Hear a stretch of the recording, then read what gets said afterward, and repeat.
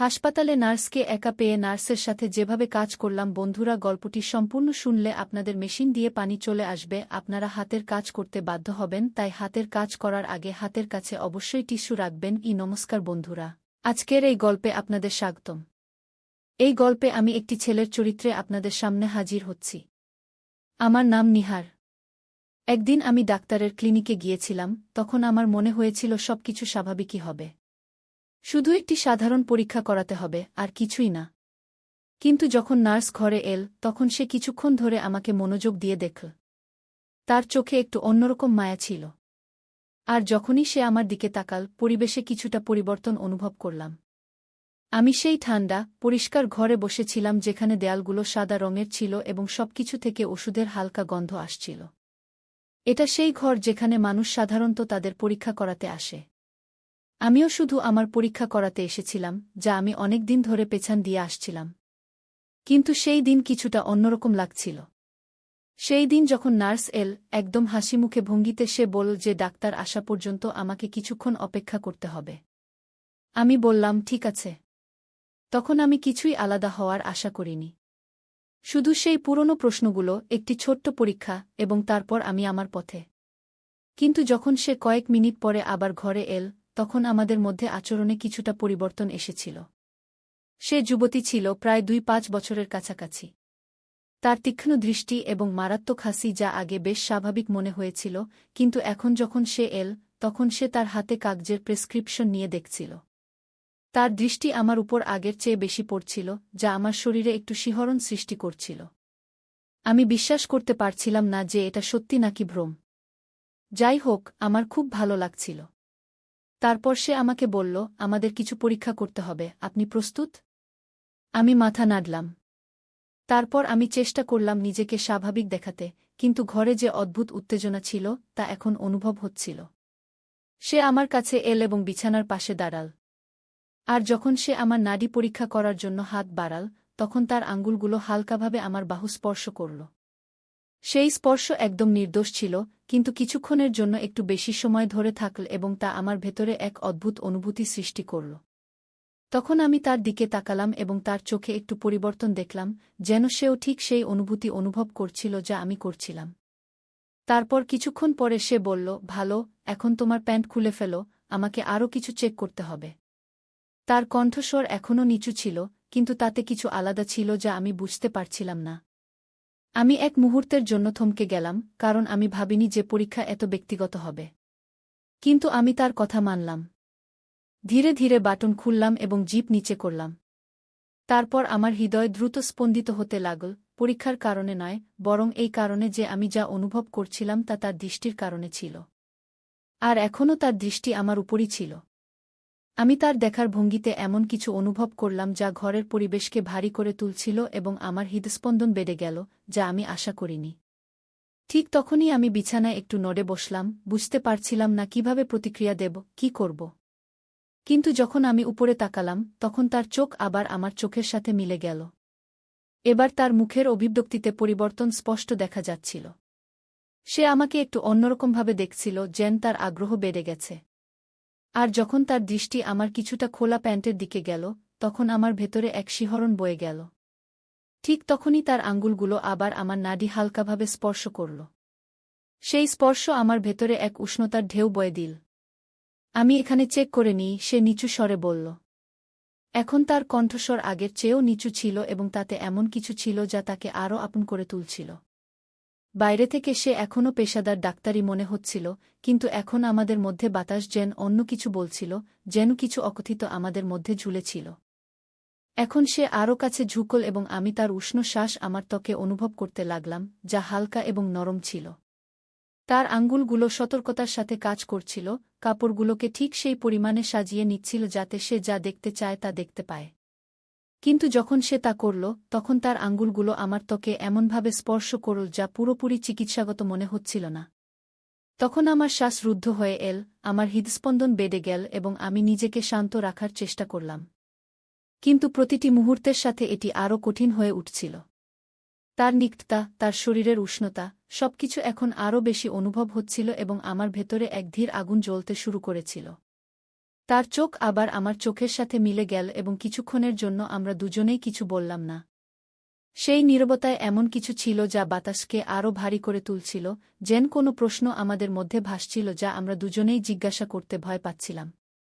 তখন সে ধীরে ধীরে বলল, তোমার শরীরে টান পড়েছে। সেই মুহূর্তে তার আঙ্গুলগুলো হালকাভাবে আমার উরু স্পর্শ করল। তার স্পর্শ নরম এবং আত্মবিশ্বাসে ভরা ছিল। কোনো কথা নেই, শুধু বিশ্রাম নাও। তার কথা যদিও সান্ত্বনাদায়ক ছিল, কিন্তু তার পিছনে এমন কিছু ছিল যা আমার হৃদস্পন্দন আরও বাড়িয়ে দিয়েছিল। আমি মাথা নাড়লাম, কিন্তু বিশ্রাম নেওয়াই এখন শেষ জিনিস ছিল যা আমি করতে পারতাম। কিন্তু তার স্পর্শ এবং তার দৃষ্টিভঙ্গির কারণে আমি আরও বেশি অস্থির হয়ে উঠলাম।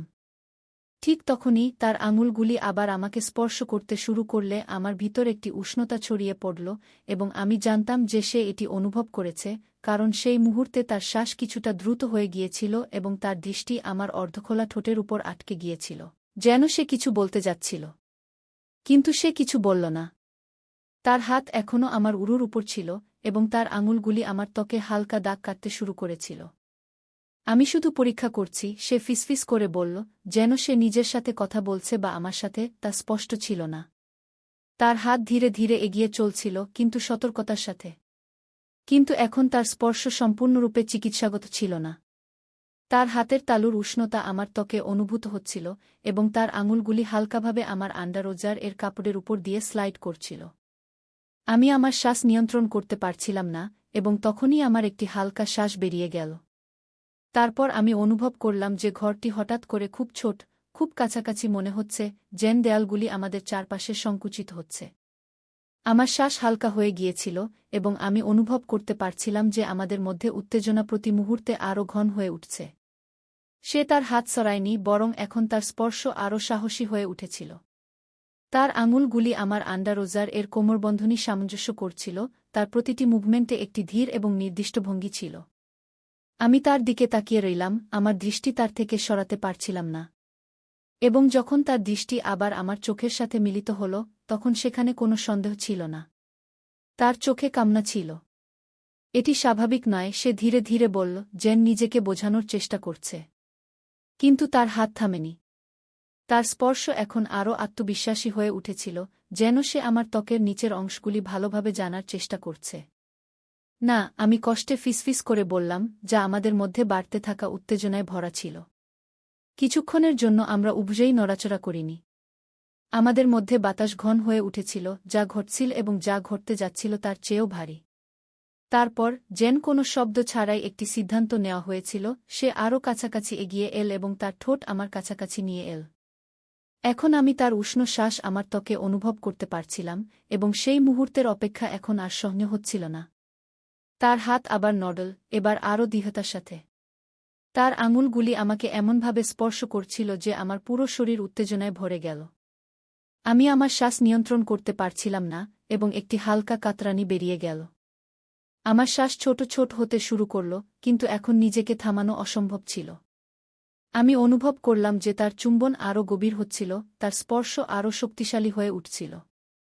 আমার হৃদস্পন্দন দ্রুত হয়ে গিয়েছিল, এবং আমি তার দিকে ঝুঁকে তাকে আরও কাছাকাছি টানতে শুরু করলাম।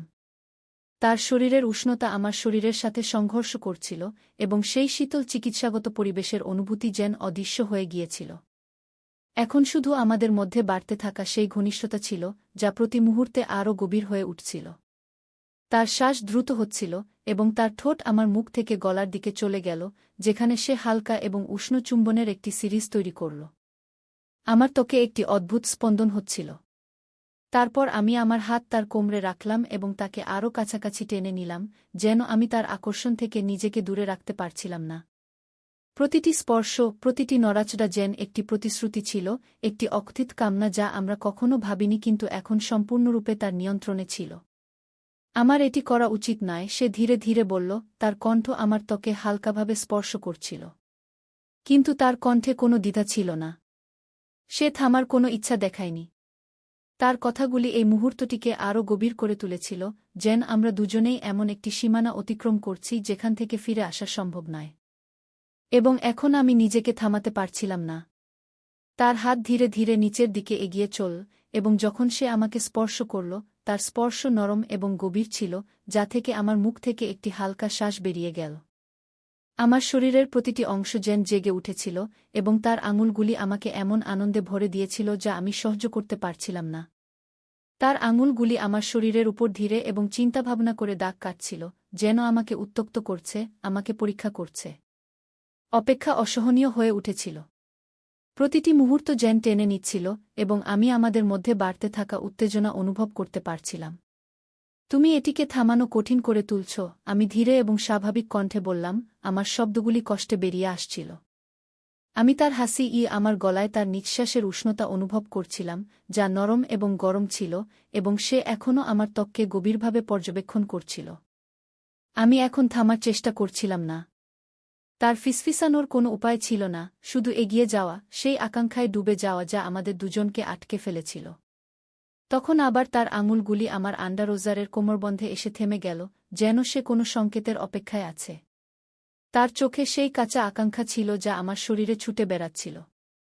আমি মাথা নেড়ে তাকে জানিয়ে দিলাম যে এটা ঠিক আছে, যে আমিও ঠিক ততটাই চাই যতটা সে চাইছিল। যেই তার আঙুলগুলি নিচে নামল এবং সে আমাকে স্পর্শ করল, আমার শরীরে বিদ্যুতের মতো একটি তরঙ্গ ছুটে গেল এবং আমার সমস্ত শরীর তার স্পর্শের প্রতি প্রতিক্রিয়া জানাতে শুরু করল। আমার নিঃশ্বাস আটকে গেল এবং আমি নিশ্চিত ছিলাম যে সে এটা অনুভব করেছে। তার আঙুলের আত্মবিশ্বাস আমার হুঁশ উড়িয়ে দিয়েছিল।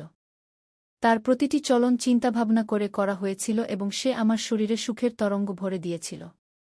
আমার হাত তার কোমরে শক্ত হয়ে লেগে গেল এবং আমি তাকে আরও কাছে টেনে নিলাম। এখন নিজেকে তার স্পর্শ থেকে বাঁচানো অসম্ভব ছিল। আমাদের মধ্যে বাতাস অপেক্ষায় ভারী হয়ে গিয়েছিল। প্রতিটি নিঃশ্বাস গভীর হচ্ছিল এবং প্রতিটি মুহূর্ত আমাদের উপর সেই কাজের বোঝা চাপিয়ে দিচ্ছিল যা আমরা করছিলাম। আমি তার নাড়ি আমার আঙুলের নিচে অনুভব করতে পারছিলাম, যা আমার নিজের হৃদস্পন্দনের মতো দ্রুত স্পন্দিত হচ্ছিল। যেন আমাদের মধ্যে তীব্রতা প্রতি মুহূর্তে বাড়ছিল। তুমি এসব করে আমাকে পাগল করে দিচ্ছ, আমি কর্কশ কণ্ঠে বললাম। কিন্তু সে শুধু হাসল। তার ঠোঁট আমার কানে হালকা করে স্পর্শ করল এবং তার আঙুলগুলি ধীরে ধীরে একটি তালে চলতে থাকল। সে ভালোই জানত সে কি করছে এবং আমার মাথায় শুধু তারই অনুভূতি ছিল। তার হাতের স্পর্শ এবং তার শরীরের আমার সাথে ঘর্ষণ। এটা ভালো, সে হেসে ফিসফিস করল।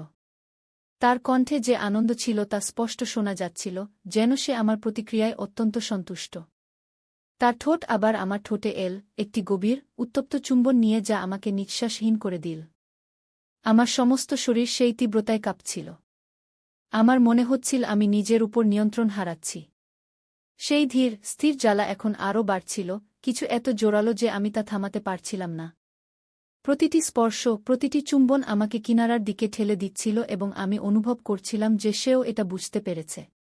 তার আঙুলগুলি এখন আরও দ্রুত চলতে শুরু করল। তার শরীর আমার সাথে আরও শক্ত করে লেগে গেল এবং আমি জানতাম যে আমরা দুজনই এই মুহূর্তে একে অপরের মধ্যে হারিয়ে গেছি। তার আঙুলের তীব্রতা, তার ঠোঁটের আমার ত্বকে ঘুরে বেড়ানো, তার নিঃশ্বাসের নরম শব্দ, এসব কিছুই অনেক বেশি হচ্ছিল। আমার শরীর সম্পূর্ণভাবে তার স্পর্শের কাছে আত্মসমর্পণ করেছিল, সেই তীব্রতা এবং সেই অকথ্য ইচ্ছার কাছে যা আমাদের দুজনকে তার কবজায় নিয়ে গিয়েছিল। আমি অনুভব করতে পারছিলাম যে আমার ভেতরের টানের রশি এখন খুব শক্ত হয়ে গেছে, ভেঙে পড়ার জন্য প্রস্তুত, এবং আমি খুব কাছাকাছি ছিলাম। তখন সে আমার কানের কাছে এল। তার কণ্ঠ ফিসফিস করছিল, ছেড়ে দাও, আমি এটা অনুভব করতে চাই কি। তার এই শব্দই যথেষ্ট ছিল এবং একটি হালকা কাতরতার সাথে আমি নিজেকে সম্পূর্ণভাবে সেই মুহূর্তে হারিয়ে যেতে দিলাম। আমার ভেতরের সমস্ত টান এক ঝটকায় ভেঙে গেল এবং সুখের তরঙ্গ আমার উপর দিয়ে উথলে পড়ল। আমার সমস্ত শরীর কাঁপছিল, প্রতিটি পেশি শক্ত হয়ে গিয়েছিল এবং আমি সম্পূর্ণভাবে সেই তীব্রতাকে আমার উপর আধিপত্য বিস্তার করতে দিলাম। আমার নিঃশ্বাস দ্রুত এবং অনিয়মিত হয়ে গিয়েছিল, যেন সেই অনুভূতি আমাকে সম্পূর্ণভাবে ঘিরে ফেলেছে। সে আমাকে তার কাছাকাছি শক্ত করে ধরে রেখেছিল।